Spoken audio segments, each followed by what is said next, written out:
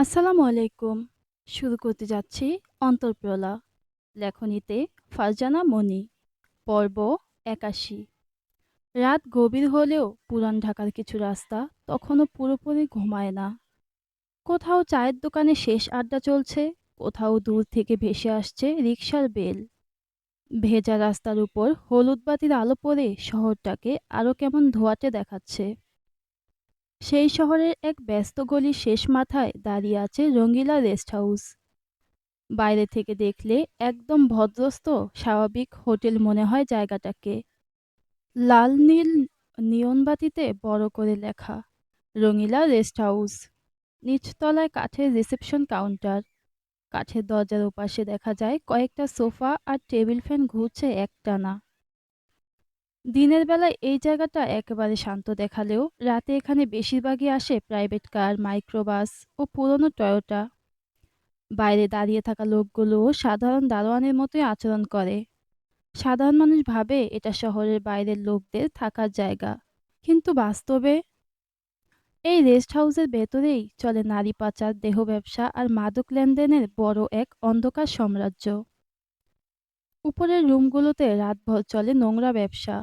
গ্রামের গরিব মেয়েদের চাকরির লোক দেখিয়ে এনে আটকে রাখা হয় এখানে। আর এই পুরো সাম্রাজ্যের মালিক সোহেল হাওলাদার। আজ রঙিলা রেস্ট হাউসের ভেতরের পরিবেশ অন্য দিনের চেয়ে কয়েক গুণ বেশি ভয়ঙ্কর। নিচতলার বড় হলরুমে চাপা আতঙ্ক ছড়িয়ে আছে। মেঝেতে পড়ে আছে দুটো লাশ। পুরনো মোজাইক ফ্লোরে রক্ত ছড়িয়ে কালচে হয়ে গেছে। একপাশে একটা লোক আঘাত পেয়ে কাতরাচ্ছে। তার নিঃশ্বাস ভারী হয়ে এসেছে। বাকি লোকগুলো দেয়ালের পাশে মাথা নিচু করে দাঁড়িয়ে। কারো সাহস হচ্ছে না নড়ার। কারণ হলরুমের মাঝখানে দাঁড়িয়ে আছে সোহেল হাওলাদার। তার পরনে একটা ছাপা শার্ট, গলায় শিকলের মতো একটা মোটা রূপালি চেন, লুঙ্গি ডাবল ভাঁজ করে কোমরের কাছে গিঁট দেওয়া। মেয়েদের মতো এক হাতে রূপার গোলাকৃতির চুড়ি, আর সেই হাতে ধরা কালো রিভলভার। রাগে তার চোখ মুখ বিকৃত হয়ে আছে। দাড়ি গোফে ভরা শ্যামলা মুখখানা ভয়ঙ্কর রূপ ধারণ করেছে। হঠাৎ সে সামনে দাঁড়ানো এক লোকের কলার চেপে ধরল।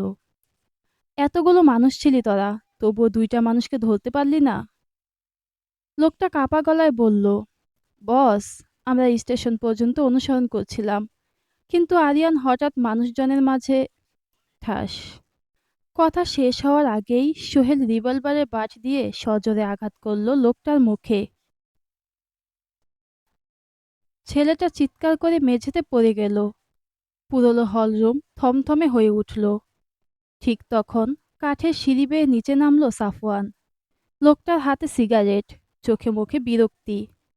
সে নিচে পড়ে থাকা লাশগুলোর দিকে তাকিয়ে ধীর গলায় বলল, ভাই, মানুষ মারলে লাভ কি? আরিয়ানকে ধরা দিব? সোহেল তীক্ষ্ণ চোখে তাকালো তার দিকে। লোকটার চোয়াল শক্ত। সেটা দেখে ছোট ভাইকে বাঁচানোর জন্য কথা অন্যদিকে ঘোরাতে পাশে দাঁড়ালো রিজওয়ান। নিচু স্বরে বলল, ভাই, আমার মনে হয় সোনালি সব বলে দিছে। কথাটা শুনেই সোহেলের চোয়াল আরো শক্ত হয়ে উঠল। সে ধীরে ধীরে জানালার পাশে গিয়ে দাঁড়ালো। বাইরে অন্ধকার ঢাকা শহর। রাস্তার বাতিগুলো ঝাপসা লাগছে। কয়েক সেকেন্ড চুপ থেকে সে বলল, শালীর মাইয়াদের শুরু থেকে বিশ্বাস করা ভুল আছিল। সোহেল হাওলাদারের গলায় এখন আর চিৎকার নেই, বরং ঠান্ডা হিসেবি রাগ। না হলে আরিয়ানের মতো ছেলের লগে পালায়? সমুন্দি জিরে খাওয়াইয়া পিন্দায় বড় করলাম আমরা। সুন্দর ভাতার জোগায় দিলাম আমরা। এখন মন মতো ভাতার পাইয়া আমাগো লগেই পল্লি লইছে। রিজওয়ান এবার একটু ভয় নিয়ে বলল, যদি আরিয়ান সব যাই না যায়, তাইলে তো সমস্যা। সোহেল ধীরে ধীরে ঘুরে দাঁড়ালো। সমস্যা? সে তাচ্ছিল্যের হাসি হাসল। পুলিশের টাকা দিলে মুখ বন্ধ থাকে, নেতা কিনতে সময় লাগে না। তারপর দাঁতে দাঁত চেপে বলল, কিন্তু সুলতান আরিয়ান মির্জা থাইমা থাকার পোলা না। ঘরের সবাই চুপ। সোহেল এবার সামনে রাখা টেবিলে রিভলভার ছুঁড়ে মারল। ধাতব শব্দে সবাই কেঁপে উঠেছে। সোনালি একা কিছু করতে পারতো না, কিন্তু আরিয়ান পারবে। সোনালি থেকে আরিয়ান যদি সব যাই না যায়, তাহলে এই ব্যবসা টিকানো কঠিন হয়ে যাইব। সাফওয়ান এবার ধীরে ধীরে সিগারেটের ধোঁয়া ছড়াতে ছড়াতে বলল, তাইলে এখন কি করুম? আমি আগেই কইছিলাম, ওই বান্দি জিরে আমাদের দেন এক রাইতের লেগা। ও তেজ আমি কমায় দেই, কিন্তু দিলেন না। দুধ কলা দিয়া কাল সাপ পুষছেন এত বছর। সোহেল সাফওয়ানের কথায় পাত্তা না দিয়ে চোখ ছোট ছোট করে চিন্তিত কণ্ঠে বলল, অগরে সর্বশেষ রাজশাহী দেখা গেছিল, তাই না? রাজশাহীতে বেশি করে লোক পাঠা, পুরো রাজশাহী তন্ন তন্ন করে খোঁজ। আমার অগ দুইটা লাগবই লাগবো, জিন্দা অথবা মরা। এদিকে যশোরের সেই ছোট্ট টিনের ঘরের বারান্দায় হারিকেনের টিমটেমে আলোতে খেতে বসেছে দাদা দাদি আরিয়ান ও সোনালি। তাদের সামনে রাখা ধোয়া ওঠা গরম ভাত, আলুর ভর্তা আর ডাল। আরিয়ানরা বাড়িতে আসার পরপরই দাদি তাড়াতাড়ি করে চুলায় আগুন ধরিয়েছে। মাটির উনুনে রান্না শেষ করে এখন গভীর রাতে সবাই খেতে বসেছে। যদিও সুলতান আরিয়ান মির্জার এসব খাওয়ার অভ্যেস নেই, কিন্তু আজ সারাদিন পর খাবার মুখে তুলে ডাল আর আলুর ভর্তা যেন তার মুখে অনেক সুস্বাদু খাবার লেগেছে। তার খাওয়া প্রায় শেষ, কিন্তু সোনালি অল্প একটু খেয়ে খাবার ছেড়ে উঠে দৌড় দিল বাহিরের দিকে। দাদা দাদি একটু অবাক হলেও আরিয়ান ঠিকই বুঝলো পুরো বিষয়টা। সে নিজেও খাবার রেখে উঠে গেল সেদিকে। কিছুক্ষণ পর আরিয়ান ক্লান্ত সোনালীকে ভেতরের ঘরে বিশ্রাম নিতে রেখে আসলো। এসে নিজে হাত ধুয়ে সোনালি প্লেটটা নিয়ে ভেতরের দিকে যাচ্ছিল। এমন সময় দাদি অপ্রস্তুত ভঙ্গিতে প্রশ্ন করল, কি গো নাতি, কোনো সুখবর আসেনি? আরিয়ান পেছনে তাকিয়ে হালকা হাসল, অতঃপর ছোট্ট করে বলল, ও 3 মাস চলে, দোয়া করবেন। এটুকু বলেই সে ঘরের ভেতর হাঁটা দিল। এদিকে বুড়া বুড়ির মুখের খুশির ঝিলিক দিয়েছে, সেটা সে দেখতেই পেল না। আরিয়ান ভেতরে প্রবেশ করে দেখল সোনালি চুপচাপ চোখ বন্ধ করে শুয়ে আছে। মেয়েটা খেতে না চাইলেও ওকে জোর করে উঠে বসালো। এমনিতেই সারাদিন ধরে ঠিকমতো খাওয়া দাওয়া নেই, এর মাঝে রাতেও না খেয়ে ঘুমালে কি করে হবে? আরিয়ানের বাড়িয়ে দেওয়া খাবার নিষেধ করার সাহস সোনালির নেই, তাই চোখ মুখ কুঁচকে কিছুটা খাবার খেয়ে নিল। এদিকে দাদা দাদি ওদের কাণ্ড দেখে মুচকি হাসছে। দাদি দাদাকে খোঁচা মেরে বলল, আমি তো ভাবছিলাম শুধু আপনিই আমার সবচেয়ে বেশি খেয়াল রাখেন। আপনার মতো আর কেউ গোটা পৃথিবী জুড়ে নাই। এখন দেখি আমাকে নাতিও আমাকে নাত বউরে মেলা মোহাব্বত করে। বুড়ো দাদা মুচকি হেসে বলল, তুমি অগরে যত দেখবা ততই অবাক হইবা গিন্নি। আমি তো ট্রেনে আসার পুরোটা সময় অগরেই দেখছি, একদম একজোড়া চড়ুই পাখি। শেষ রাত, হঠাৎ করেই আকাশের চেহারা বদলে গেছে। কিছুক্ষণ আগেও চারপাশে শুধু ঝিঝি পোকার ডাক শোনা যাচ্ছিল, অথচ এখন টিনের চালের উপর ঝমঝম শব্দ তুলে মুষলধারে বৃষ্টি নেমেছে। বৃষ্টির তীব্র ঝাপটায় দাদা দাদির ছোট্ট টিনের ঘরের সামনের খোলা বারান্দাটা পুরো ভিজে একাকার হয়ে গেছে। কোথাও কোথাও পানি ছিটকে ভেতর পর্যন্ত চলে আসছে।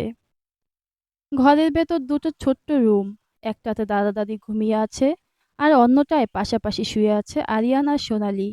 সারাদিনের ক্লান্তিতে দুজনেই গভীর ঘুমে ছিল, কিন্তু আচমকাই পায়ের কাছে ঠান্ডা ঠান্ডা অনুভূতি হতেই আরিয়ানের ঘুমটা পাতলা হয়ে গেল। সে কপাল কুঁচকে নড়ে চড়ে উঠতেই কয়েক ফোঁটা পানি এসে পড়ল সোনালির গায়ে।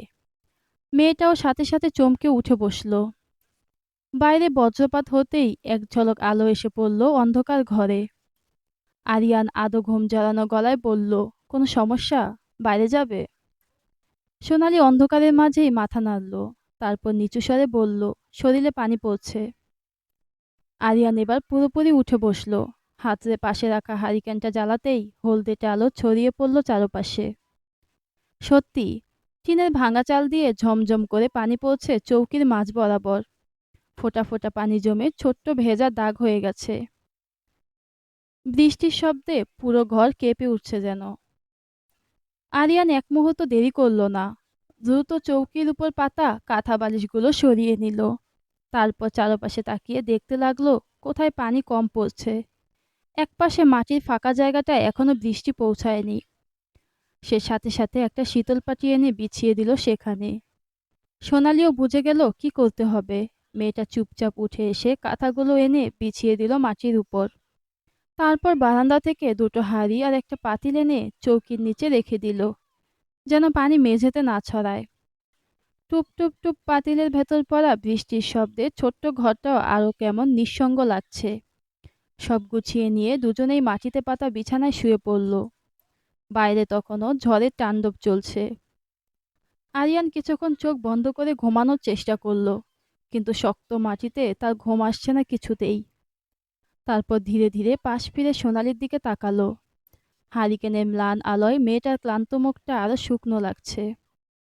চোখের নিচে কালচে ছাপ পড়ে গেছে। আরিয়ানের বুকটা হঠাৎ মোচড় দিয়ে উঠল। সে ধীরে ধীরে হাত বাড়িয়ে সোনালীকে টেনে নিল নিজের বুকে। মেয়েটাকে একদম নিজের উপর শুয়ে দুহাতে জড়িয়ে ধরল শক্ত করে, যেন এই পৃথিবীর সব ঝড় থেকে তাকে আড়াল করে রাখবে। সোনালীও বাধা দিল না, শুধু নিঃশব্দে মুখ গুজে রইল মানুষটার বুকে। কিন্তু কিছুক্ষণ পরই আরিয়ান অনুভব করলো তার বুকের উপর ভেজা ভেজা কিছু পড়ছে, সাথে খুব ক্ষীণ ফুপিয়ে কান্নার শব্দ। সে সাথে সাথে চোখ খুলল, দেখলো সোনালীর শরীর কাঁপছে। আরিয়ান দ্রুত উঠে বসলো, অতঃপর সোনালীকে নিজের কোলে বসিয়ে উদ্বিগ্ন গলায় বলল, কি হয়েছে স্বর্ণলতা? আবার পেটে ব্যথা করছে? সোনালী মাথা নাড়ল। না। তাহলে কাঁদছো কেন? এবার মেয়েটা নিজেকে সামলাতে পারল না। হেঁচকি তুলে কাঁদতে কাঁদতে অনুচ্চ কণ্ঠে বলল, আপনি আমাকে ক্ষমা করে দিন। আরিয়ান চুপ করে শুনছে। সোনালী কাপা গলায় বলতে লাগলো, আপনাকে ঠকানোর অপরাধ বোধে আমি ভেতরে ভেতরে মরে যাচ্ছি। আপনি আমাকে এত ভালোবাসেন, এত যত্ন করেন, আর আমি আপনাকে দিয়েছি শুধুই বেইমানি। মেয়েটার গলা বারবার কেঁপে উঠছে। আমার শরীরের চামড়া দিয়ে আপনার জুতা বানালেও এই পাপের শাস্তি শেষ হবে না। তবুও আমি আপনার কাছে ক্ষমা চাই। দয়া করে কোনোদিন আমাকে ছেড়ে যাবেন না। কথাটা শেষ করেই সে আবার কান্নায় ভেঙে পড়ল। বাইরে তখনও প্রচণ্ড বৃষ্টি।